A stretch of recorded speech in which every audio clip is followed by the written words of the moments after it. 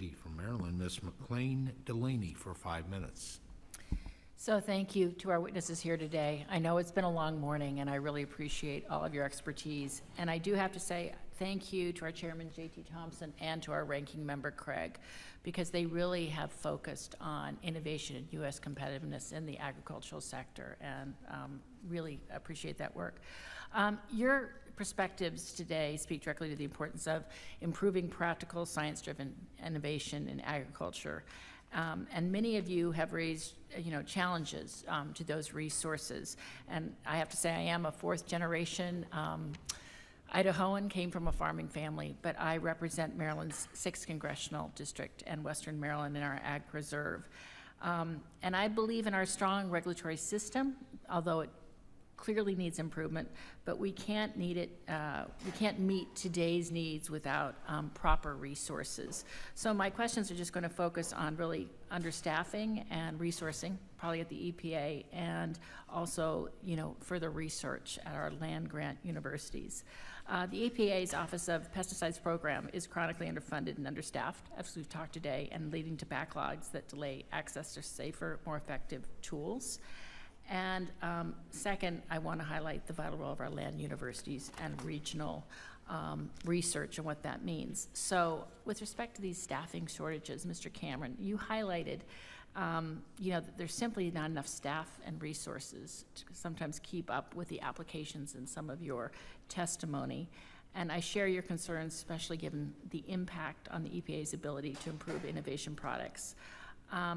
With growing resistance to existing pesticides and a shifting consumer demand, is there a way farmers in the private sector could help better address some of these staffing shortages and this education back loop? I saw some of it in your testimony and thought it was really interesting. And how can we? Do you have any specific recommendations for us in Congress? And I might add that also open that up to the whole panel as well. No, we know that we have a lack of products that we can use in traditional farming and in the organic world, since I live in both realms.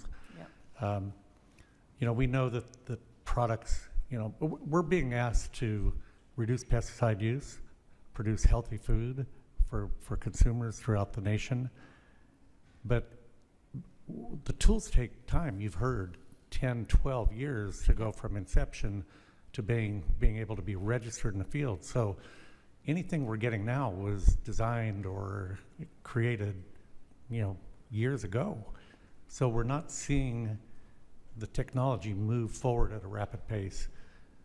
Possibly, I can see some type of accelerated program for biologicals that may not have the traditional risk associated with it.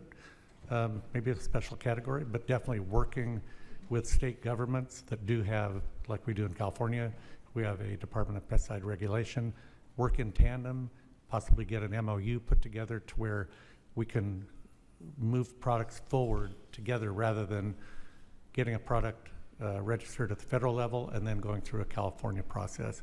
It just delays, it's delay after delay.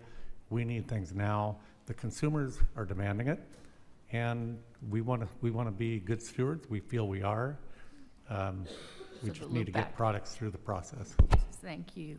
I am going to just move on quickly for time for university investment. Mr. Abbott, you mentioned that the CBDA supports increased federal investments in applied research and demonstration projects through land-grant universities and regional centers of excellence. And Maryland has a great footprint of strong land-grant universities.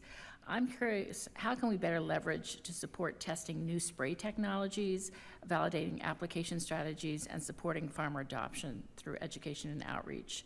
And then I loved the comment about investment in students themselves as well, because I think that's important. Sure.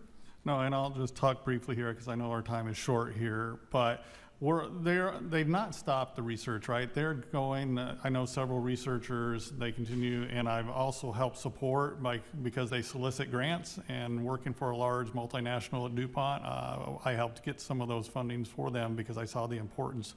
And it wasn't around just selling a product, it was actually getting the tools into the farmer's hands. So. Anyone else in terms of input on that? All of you seem to really support research as well, but any other specific recommendations for us? All right, and for the record, I will submit one more question about regulatory delays, but my time is up. I yield back, and thank you all. Very informative today, and I appreciate your testimony.